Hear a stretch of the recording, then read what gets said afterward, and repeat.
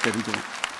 இப்போ நான் வந்து கங்கா மருத்துவமனையில் இருக்கேன், ஆர்த்தோபெடிக் ஹாஸ்பிட்டல். அது டெய்லி ஃப்ராக்சர்ஸு, அதில் 80 வயசு 90 வயசு ஆனப்புறம் thanks to the development in medicine 80 90 100ங்கிறது இப்போ சர்வ சாதாரணமாயிடுச்சு. 70 வயசில் ஒருத்தர் அடிபட்டு வந்தேன்னா 70 வயசு தான் ஆச்சு, சின்ன வயசு தான் அப்படின்னு சொல்கிற அளவுக்கு இப்போ நம்ம முன்னேறிட்டோம். இது பட் இதில் ரொம்ப முக்கியமாக சொல்ல வேண்டியது என்னென்னா, இத்தனை வருஷமாக நீங்கள் எல்லாரும் நம்ம உறுப்புகளில் மிக முக்கியமான உறுப்புன்னு எதை நினைப்பீங்க? ஹார்ட். சில பேர் நினைப்பாங்க பிரெயின், லங்ஸ், அப்படி தான் நினச்சிட்ருக்கோம்.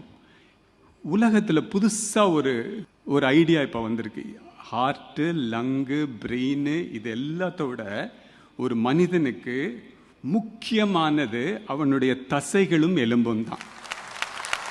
என்னைக்கு நடக்கிறதுக்கு உங்களுக்கு பாதிப்பு வருதோ அன்றைக்கே உயிர் போயிடுச்சு. என்னைக்கு யூ ஆர் டிபெண்ட் ஆன் மற்றவங்களை நடக்க முடியாமல் ஸ்டேஜுக்கு போனான்னா அது ப்ராப்ளம். சார்கோபீனியா கூகுள் பண்ணி பாருங்க.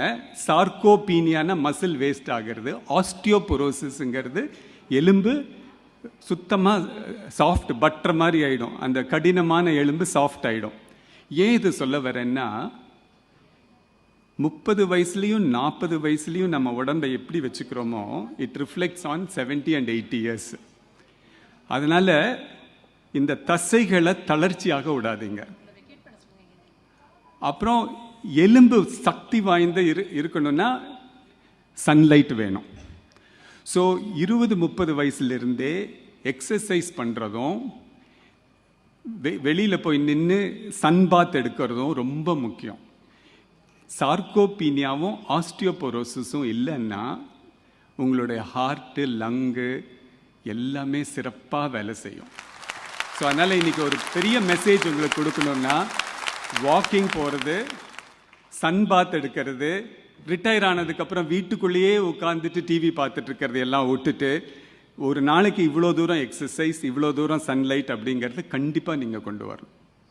கொண்டு வந்தானே இந்த ஹார்ட், லங்கு ப்ராப்ளம் எல்லாமே போயிடும். கடைசி நாள் மட்டும் நடந்து சாகணுங்கிற மன உறுதியோடு நீங்கள் இருந்தீங்கன்னா ஹார்ட், லங்கு எப்போவுமே இளமையாக இருக்கும்.